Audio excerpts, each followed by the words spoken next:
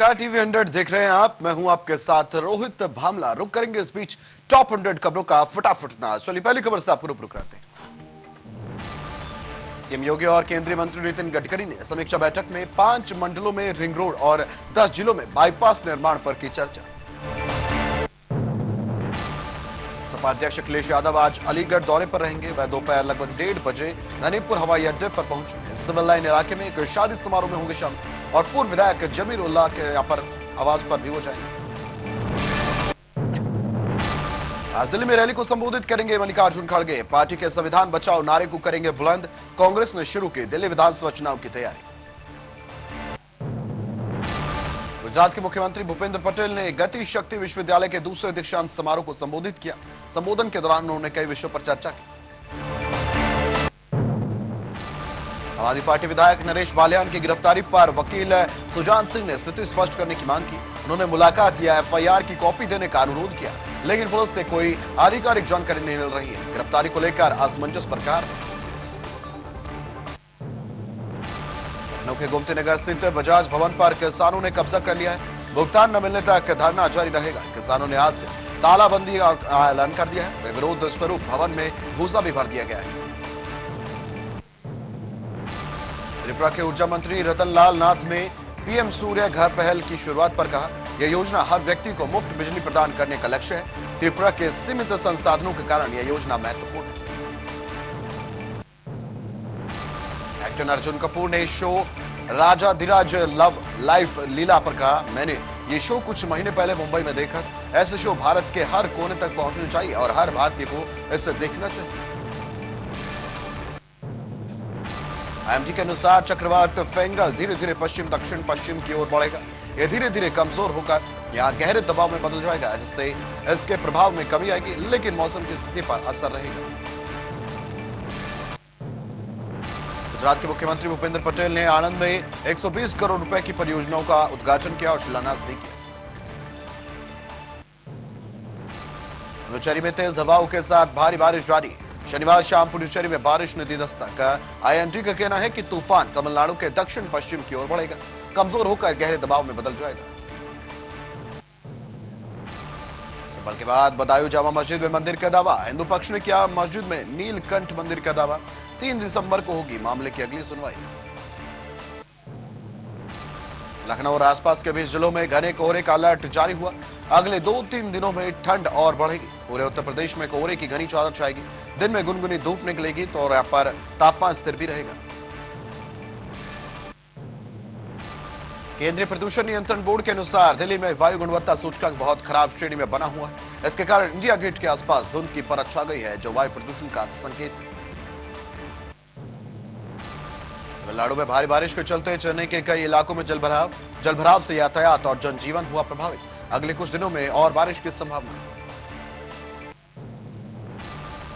संभल की घटना पर ब्रजेश पाठक का बयान। बताया समाजवादी पार्टी के संरक्षित अपराधियों की देन है। साथ ही अखिलेश यादव को देश की जनता से माफी मांगने की नसीहत दी।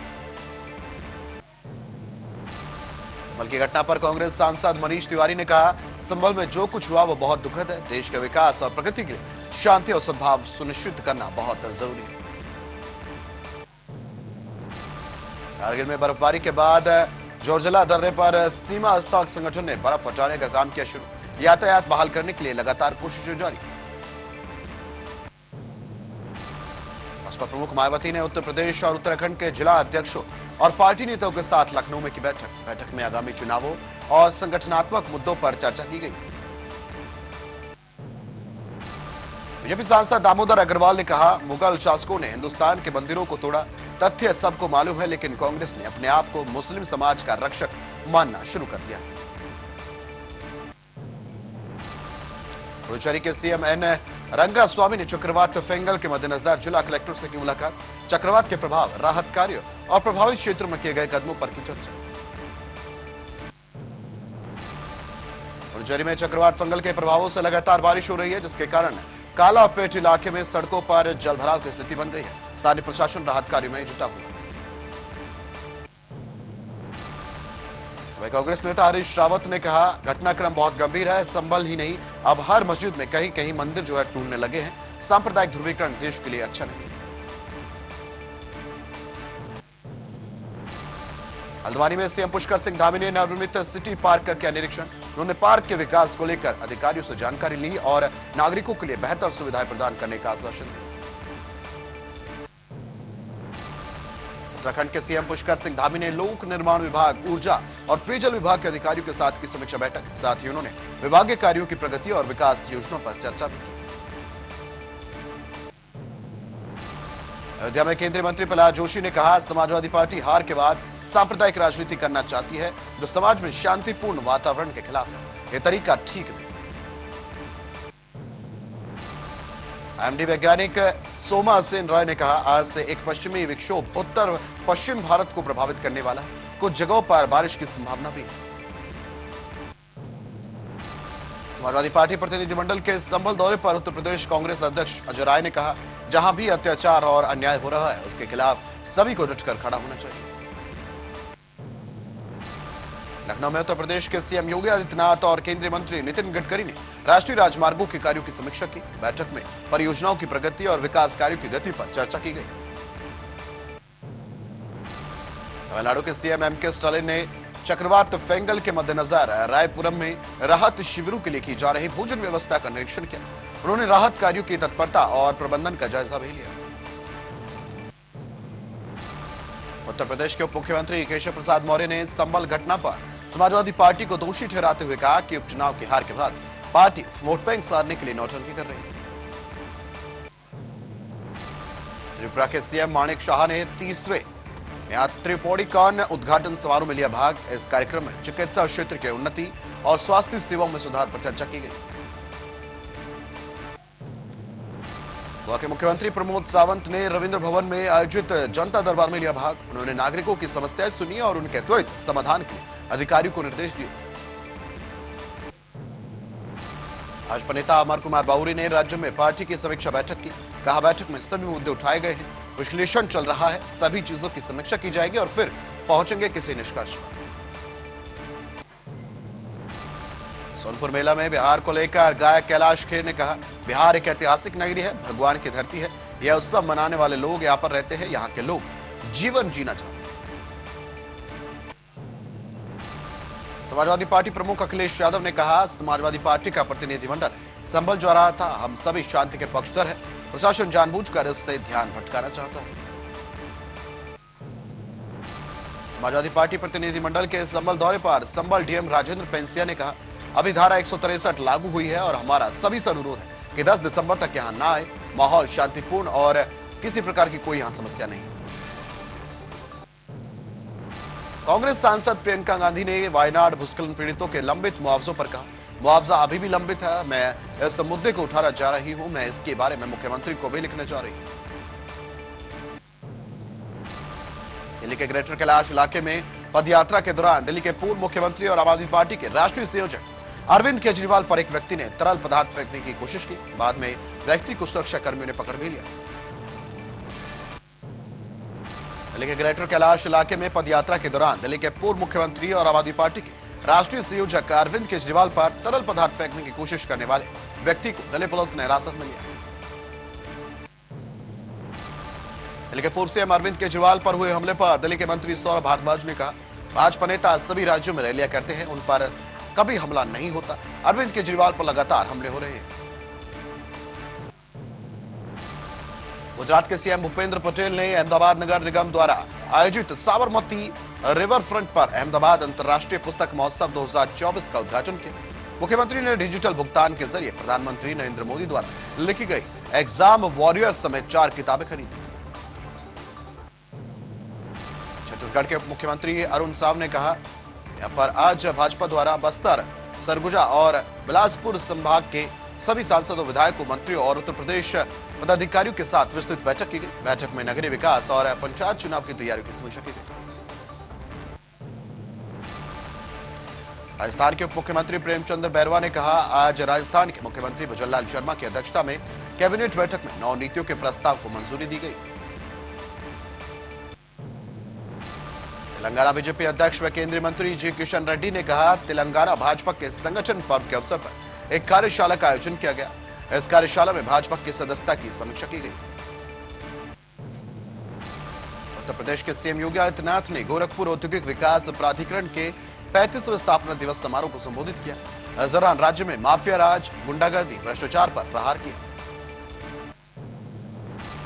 एनसीपी एससीपी नेता जितेंद्र आव्हाड ने रिकाउंटिंग को लेकर कहा, हमारा कहना है रिकाउंटिंग होनी चाहिए, उसी मशीन का रिकाउंटिंग होना चाहिए, उसके डेटा सहित जो टेबल पर थी उन्होंने यहाँ पर मलगाया। केंद्रीय मंत्री शिवराज सिंह चौहान ने कहा, हम अपनी लाडली बहनों के साथ हैं। हाँ, यह खुशी की बात है कि सभी बहनें केंद्र सरकार और राज्य सरकार की योजनाओं का लाभ उठा रही है। उन्होंने कहा कि हमारा संकल्प हर दीदी लखपति बनेगी और कोई भी गरीब नहीं रहने का है। महाराष्ट्र भाजपा अध्यक्ष चंद्रशेखर बावनकुले ने बताया कि महाराष्ट्र में महायुति को ऐतिहासिक विजय मिली है। महायुति सरकार का शपथ ग्रहण समारोह प्रधानमंत्री मोदी की उपस्थिति में मुंबई के आजाद मैदान में 5 दिसंबर को शाम 5 बजे होगा। बिहार के उप मुख्यमंत्री सम्राट चौधरी ने कहा, बिहार के विकास के लिए भारत सरकार का खजाना खुला है। मुख्यमंत्री नीतीश कुमार के नेतृत्व में बिहार आगे बढ़ रहा है और इसमें प्रधानमंत्री मोदी की सरकार बिहार की पूरी मदद कर रही है। कल नंदीकुंज में यमुना नदी पर जहरीला जाग तैरता देखा गया, क्योंकि नदी में प्रदूषण का स्तर लगातार उच्च बना। समाजवादी पार्टी के सांसद हरिंदर सिंह मलिक ने संभल दौरे पर कहा कि वे 24 नवंबर की घटना की जमीनी हकीकत सामने रखेंगे। उन्होंने सरकार और पुलिस की जांच पर संदेह जताया और कहा कि अन्य माध्यमों से जांच करानी चाहिए। सपा प्रदेश अध्यक्ष पर नजरबंद, पुलिस ने श्यामलाल पाल को हाउस अरेस्ट किया। केंद्रीय मंत्री नितिन गडकरी का अमोसी एयरपोर्ट पर हुआ भव्य स्वागत। कार्यक्रम में पूर्व मंत्री महेंद्र सिंह भी रहे मौजूद। उन्होंने गडकरी का गर्मजोशी से किया स्वागत। राष्ट्रीय राजधानी में धुंध की मोटी परत छाई हुई है। सीपीसीबी के अनुसार दिल्ली के कई इलाकों में वायु गुणवत्ता सूचकांक बहुत खराब श्रेणी में बना हुआ है। उत्तर प्रदेश के उप मुख्यमंत्री केशव प्रसाद मौर्य का समाजवादी पार्टी पर हमला, कहा संभल घटना के मुख्य अपराधी समाजवादी पार्टी।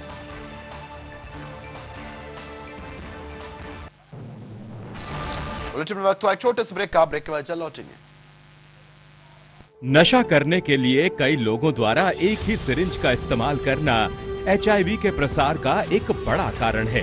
प्रदेश में एचआईवी और एड्स से डटकर मुकाबला करने और इसके प्रसार की रोकथाम हेतु बड़े स्तर पर कार्यक्रम चला रही है उत्तराखंड सरकार।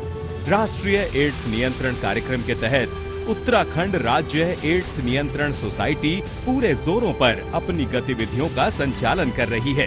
इंजेक्शन से नशा करने वालों यानी आईडीयू के लिए राज्य में एनजीओ के माध्यम से लक्षित हस्तक्षेप यानी टीआई प्रोजेक्ट लागू किया जा रहा है। इसके तहत 7 टीआई एनजीओ के माध्यम से 2000 से अधिक ऐसे लोगों की मदद की जा रही है जो इंजेक्शन से नशा करते हैं। टीआई कार्यक्रम के तहत इन लोगों को काउंसलिंग, एचआईवी और syphilis screening, abscess management, needle syringe के नुकसान को कम करने वाली सेवाएं जैसी कई जरूरी सुविधाएं प्रदान की जाती हैं। नशीली दवाओं की लत के शिकार लोगों के परिजनों से मिलकर भी उन्हें मोटिवेशनल सपोर्ट दिया जाता है। निडल सिरिंज एक्सचेंज प्रोग्राम यानी NSEP के तहत एनजीओ कर्मी नशीली दवाओं के इंजेक्शन लगाने वालों को नई सुई और सिरिंज मुहैया कराते हैं और पुरानी व इस्तेमाल की गई सुई और सिरिंज एकत्र करते हैं। साथ ही प्रशिक्षित चिकित्सा अधिकारी की देखरेख में ओपियोइड सब्स्टिट्यूशन थेरेपी यानी OST भी दी जाती है। राज्य के सरकारी अस्पतालों में 8 OST सेंटर हैं जो देहरादून, रुड़की, हरिद्वार, रामनगर, नैनीताल, रुद्रपुर, काशीपुर और सितारगंज में मौजूद है। साथ ही 2 सैटेलाइट OST सेंटर भी हैं जो दूर दराज के इलाकों में OST की सुविधा देते हैं। इंजेक्शन से ड्रग्स का नशा छुड़ाने को हम हैं तैयार। HIV एड्स रोकथाम को तत्पर उत्तराखंड सरकार। यशस्वी प्रधानमंत्री नरेंद्र मोदी जी के विजन के अनुरूप माननीय मुख्यमंत्री योगी आदित्यनाथ के प्रगतिशील नेतृत्व में अविस्मरणीय यादों के साथ संपन्न हुआ प्रयागराज कुंभ 2019 जैसा कीर्तिमान बनाने के लिए महाकुंभ 2025 के सफल आयोजन को तैयार है कर्म योगी सरकार। स्वच्छ महाकुंभ, हरित महाकुंभ के अनुरूप पौधरोपण, पार्कों का जीर्णोद्धार एवं सौंदर्यकरण के विभिन्न कार्यों से महाकुंभ में आने वाले पर्यटकों को होगी विशेष अनुभूति। कूड़ा प्रबंधन, ठोस अपशिष्ट निस्तारण और पॉलिथीन फ्री महाकुंभ के लिए बनाई गई है विशेष कार्य योजना। श्रद्धालुओं की सुविधा के लिए 1,45,000 शौचालय का कराया जा रहा है निर्माण। सौंदर्यकरण और मेला थीमेटिक लाइटिंग के कार्यों से कुंभ नगरी प्रयागराज को मिला है नव्य स्वरूप। मानवता की अमूर्त सांस्कृतिक धरोहर महाकुंभ 2025 में अमृत स्नान का पुण्य कमाने आओ चलें Mahakumbh. In the heart of precision since 1978, emerges a trusted name, India International House Limited. A beacon of excellence, our modern manufacturing unit symbolizes quality at every turn. Established exporter, our wings span across the globe. From the UK to the USA, Canada, Australia, South Africa, and Europe, we are a global force. At the core of innovation, our diverse production processes cater to every need, unveiling a world of possibilities. Your vision, our packaging. From blister packing to elegant retail boxes, we tailor solutions for you. Step into a realm of possibilities. Door handles, bathroom accessories, curtain poles. Our diverse product categories redefine elegance. Our core beats with rapid in-house modeling, extensive QC procedures, and the satisfaction of customers worldwide. Led by industry professionals, our team is the driving force behind our commitment to excellence. India International House Limited, your trusted partner in precision manufacturing. प्रदेश के निवासी जिन खाद्य पदार्थों और दवाइयों का seven करते हैं, उनकी गुणवत्ता सुनिश्चित करने की जिम्मेदारी है उत्तराखंड सरकार के food safety and drug administration के मजबूत कंधों पर। और विगत 5 वर्षों से ये जिम्मेदारी बखूबी ढंग से निभा रही है FDA। FDA का नवनिर्मित भवन सहस्त्रधारा रोड, देहरादून में मौजूद है। ये सरकारी औषधि परीक्षण प्रयोगशाला दवा के नमूनों के परीक्षण में उपयोग किए जाने वाले नवीनतम और अत्यधिक उन्नत उपकरणों से लैस है। दवा के नमूनों में माइक्रोबियल टेस्ट के लिए नए दिशा निर्देशों के अनुरूप एक नवनिर्मित पूरी तरह सुसज्जित माइक्रोबायोलॉजी लेबोरेटरी भी स्थापित की गई है। इतना ही नहीं, खाद्य नमूनों में अवशिष्ट एंटीबायोटिक दवाओं, कीटनाशक और भारी धातुओं का पता लगाने के लिए GCMS, ICP-MS, LC-MS जैसे उच्च स्तरीय उपकरण भी state food and drug testing laboratory में लगाए गए हैं। FDA समय समय पर बाजार से खाद्य पदार्थों और दवाओं के सैंपल एकत्र कर उनकी बारीकी से जांच करती है, ताकि प्रदेश वासियों की सेहत से ना हो कोई समझौता। 2022-23 में 460 सैंपल में से 80 सैंपल गुणवत्ता टेस्ट में फेल हुए। ड्रग्स कंट्रोल विंग ने नियम तोड़ने वालों पर कार्रवाई करते हुए TNC एक्ट के तहत 6 और NDPS एक्ट के तहत 8 मुकदमे दर्ज किए और 36 आरोपियों को गिरफ्तार किया। इसी तरह फूड सेफ्टी विंग ने वर्ष 2023-24 में 355 मुकदमे दर्ज किए, जिनमें से 345 मामलों के फैसले आ चुके हैं। इनमें से 332 मामलों में जुर्माने लगाए गए, जिनकी कुल राशि 1,04,23,000 है। FDA उत्तराखंड, आपके स्वास्थ्य के सच्चे प्रहरी। इंडीमेडो, आपकी सेहत बस एक टैप की दूरी पर। हेल्थ और सेविंग सब कुछ एक ही जगह पर।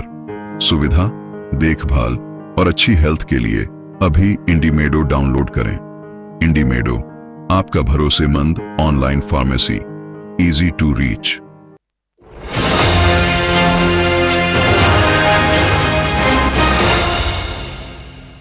ब्रेक के बाद फिर स्वागत है आपका। फिर करेंगे इस बीच टॉप 100 खबरों का। चलिए, असम के सीएम हिमंत बिस्वा शर्मा ने गुवाहाटी में भारत अंतर्राष्ट्रीय विज्ञान महोत्सव 2024 को संबोधित किया। उन्होंने विज्ञान और प्रौद्योगिकी के महत्व पर जोर दिया और युवाओं को नवाचार और अनुसंधान के भाग लेने के लिए भी प्रेरित किया। अन्य उपराष्ट्रपति श्री जगदीप धनखड़ ने नई दिल्ली में विकसित Bharat 2047 vision of new India 3.0 conclave को संबोधित करते हुए भारत के विकास की दिशा और भविष्य के अवसरों पर अपने विचार साझा किए। समाजवादी पार्टी के प्रतिनिधिमंडल के संभल दौरे पर सांसद जियाउर रहमान बर्क ने कहा, मैं संभल के लिए विफल रहा हूं, पार्टी सांसद मेरे साथ है, अगर पुलिस हमें रोकेगी तो हम बैठक कर रणनीति बनाएंगे। तमिलनाडु में भारी बारिश के चलते चेन्नई के कुछ हिस्सों में जलभराव हो गया। IMD के अनुसार चक्रवाती तूफान फेंगल 30 नवंबर को 70 से 80 किलोमीटर घंटे की रफ्तार से पुडुचेरी और तमिलनाडु तटों के बीच कराईकल और महाबलीपुरम के पास पार करेगा। बीजेपी के राष्ट्रीय प्रवक्ता सीआर केसवन ने कांग्रेस नेता भाई पर जगताप की कुत्ता टिप्पणी पर प्रतिक्रिया देते हुए कहा कि कांग्रेस की असफलता और निराशा लोकतंत्र और संवैधानिक संस्थानों के लिए खतरा है। भाजपा ने शिक्षा क्षेत्र में आम आदमी पार्टी सरकार की विफलता को उजागर करने के लिए विरोध अभियान शुरू किया। दिल्ली भाजपा अध्यक्ष वीरेंद्र सचदेवा, पार्टी नेता विजेंद्र गुप्ता और योगेंद्र चंदोलिया सहित अन्य नेताओं ने प्रदर्शन किया। वित्त मंत्री निर्मला सीतारमण ने क्षेत्रीय ग्रामीण बैंकों से दिसंबर 2024 तक ग्राहकों को मोबाइल बैंकिंग जैसी डिजिटल सेवाओं से जोड़ने का आग्रह किया। कांग्रेस सांसद प्रमोद तिवारी ने समाजवादी पार्टी के प्रतिनिधिमंडल के संभल दौरे पर सवाल उठाया। उन्होंने कहा, जिला प्रशासन क्या छुपा रहा है? राज्य सरकार विपक्ष को संभल जाने की अनुमति क्यों नहीं दे रही? शिवसेना सांसद संजय राउत ने कहा, संभल की घटना और अडानी का मुद्दा गंभीर है, लेकिन हमें संसद में इन मुद्दों को उठाने की अनुमति नहीं दी जा रही। बिहार के सीएम नीतीश कुमार ने कहा, 2006 के बाद कृषि रोड मैप से कृषि में जो प्रगति हुई है। बिहार में अब विभिन्न फसलों की खेती हो रही है। तमिलनाडु के मुख्यमंत्री एम के स्टालिन ने राज्य सरकार द्वारा की गई व्यवस्थाओं और एहतियाती कदमों की समीक्षा की। मुख्यमंत्री योगी आदित्यनाथ ने मंत्रियों को दिया मलकीपुर जीतने का टास्क। कुंदरकी मॉडल को पूरे प्रदेश में लागू करने की हुई बात। राहुल गांधी और प्रियंका गांधी ने किया वायनाड का दौरा। इस दौरान उन्होंने स्थानीय मुद्दों पर चर्चा की और कांग्रेस पार्टी की योजनाओं को लेकर जनसंपर्क किया। देहरादून में 67.12 करोड़ रुपए की मंजूरी से 10 विधानसभा क्षेत्रों में सड़क और पुलों का हुआ निर्माण। सीएम पुष्कर सिंह धामी ने कालाढूंगी, लोहाघाट, चंपावत सहित अन्य क्षेत्रों में निर्माणों को मंजूरी दी। सीएम योगी आदित्यनाथ बोले, उपचुनाव में भाजपा की जीत से विपक्ष भयभीत है। 2027 में सभी बड़ी जीत दर्ज करेंगे। 2 दिवसीय गोरखपुर दौरे पर सीएम योगी आदित्यनाथ गिडा के 35वें स्थापना दिवस कार्यक्रम में होंगे सम्मिलित। मध्य प्रदेश के सीएम मोहन यादव ने कहा, मैं गर्मजोशी से किए गए स्वागत के लिए नेताओं और कार्यकर्ताओं का धन्यवाद करता हूं। पीएम मोदी के नेतृत्व में हमारा प्रयास है कि मध्य प्रदेश को विकास के नए आयाम पर ले जाएंगे। सीपीआई सांसद पी संतोष कुमार ने कहा कि लोकसभा चुनाव के बाद सरकार राजनीतिक अवसाद में थी, लेकिन ईवीएम और अन्य स्रोतों से हरियाणा और महाराष्ट्र जीतने में सफल रही। उन्होंने भाजपा पर विभाजन की राजनीति करने का आरोप लगाया। गौतम बुद्ध नगर की पुलिस लाइन में पुलिस वालों की खाने की समस्या को देखते हुए पुलिस लाइन में कमिश्नर लक्ष्मी सिंह ने मैच का किया उद्घाटन। आजमगढ़ में ट्रैक्टर में खेत जोत रहे व्यक्ति की गोली मारकर की गई हत्या। हमलावर घटना को अंजाम देकर हुआ फरार। पुलिस ने 3 टीमें लगाकर कार्रवाई शुरू की। बिजनौर में गांव के तालाब में मिला 8 दिन से लापता व्यक्ति का शव। परिजनों ने पहले ही दर्ज कराई थी पुलिस में शिकायत। बिजली बिल बकाया वसूलने पहुंचे विद्युत कर्मियों से दुकानदार ने किया विवाद। बिल जमा करने की बात पर बौखलाया दुकानदार। नाहन में पीएम स्वनिधि पखवाड़े के तहत निकाली गई जागरूकता रैली। केंद्र सरकार द्वारा चलाई जा रही विभिन्न योजनाओं की दी जानकारी। हरियाणा के रोहतक में आयोजित हुई अंडर स्कूल नेशनल हॉकी प्रतियोगिता। अंडर 17 में माजरा स्कूल की छात्राओं ने किया बेहतरीन प्रदर्शन। शासन ने जारी किया एक और तबादला आदेश। नीति भदौरिया को डीएम उधम सिंह नगर बनाया गया, तो वहीं नगर आयुक्त देहरादून से पद से गौरव कुमार को किया गया मुक्त। शनिवार को लोहाघाट के रायनगर चौड़ी में बहुउद्देश्य शिविर का आयोजन किया गया, जिसमें लोगों को कानूनी जानकारी देने के साथ साथ उनके कानूनी अधिकारों के बारे में जानकारी दी गई। उधम सिंह नगर के डीएम उदयराज सिंह का रुद्रपुर नगर निगम में विदाई समारोह आयोजित हुआ। नगर निगम के अधिकारियों ने डीएम को शॉल पढ़ाकर सम्मानित किया। बुलंदशहर के खुर्जा विकास प्राधिकरण ने सुप्रीम कोर्ट और एनजीटी के आदेशों की अवहेलना करते हुए क्षेत्र में अवैध निर्माण जारी रखा, जबकि कोर्ट ने वायु प्रदूषण के खिलाफ सख्ती बरतने के निर्देश दिए थे। कन्नौज के हसेरन ब्लॉक क्षेत्र में प्राथमिक विद्यालय के बच्चों ने रामलीला मैदान में आयोजित ब्लॉक स्तरीय खेलकूद प्रतियोगिता में लिया भाग। गदरपुर के सुख शांति नगर में प्रधानमंत्री आवास योजना के तहत पक्के मकान बन रहे, जिनका रजिस्ट्रेशन 5,000 रुपए में हो रहा है।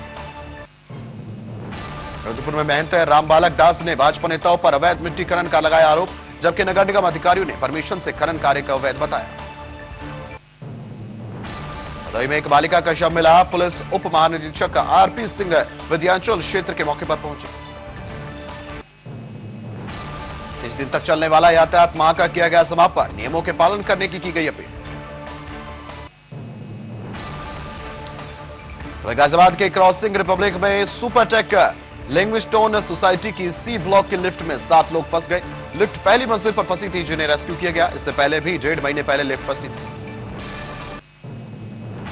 सोनभद्र जिले के शक्तिनगर स्थित एनटीपीसी परियोजना के जीएम LLK बेहरा पर महिला ने दुष्कर्म का लगाया आरोप। महिला ने 28 जुलाई 2024 को शारीरिक संबंध बनाने का प्रयास और धमकी देने का आरोप लगाया। ट्रक ड्राइवरों ने NH 28 को जाम कर दिया। आरोप है कि आरटीओ कर्मियों ने एक ड्राइवर को दौड़ाकर पीटा। ड्राइवर के शरीर पर कई जगह चोटों के निशान।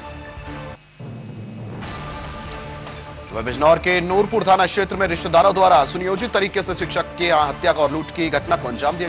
पुलिस ने इस मामले में 2 अभियुक्तों को किया गिरफ्तार। मेडिकल थाना क्षेत्र के एकता पार्क में महिला हत्या का मामला सामने आया। आरोपी महिला सोनी ने चाकुओं से गोदकर दीपाली नामक महिला की हत्या कर दी। वाराणसी के सिगरा थाना क्षेत्र के कैंट रेलवे स्टेशन स्थित दुपहिया वाहन स्टैंड शॉर्ट सर्किट से लग गया। हरदोई के हरपालपुर थाना क्षेत्र के बरनाई गांव में खेत की रखवाली कर रहे बुजुर्ग किसान की डंडों से पीट कर निर्मम हत्या कर दी गई। हत्या के बाद आरोपी फरार हो गए।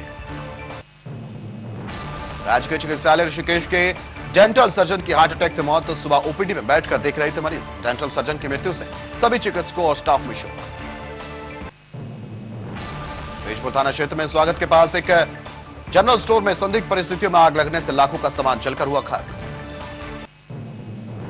बागेश्वर में फायर सर्विस और 112 की संयुक्त टीम ने सरयू नदी में डूब रहे व्यक्ति को रेस्क्यू कर बचाया। स्थानीय लोगों की मदद से लाल सिंह को सुरक्षित निकाला गया।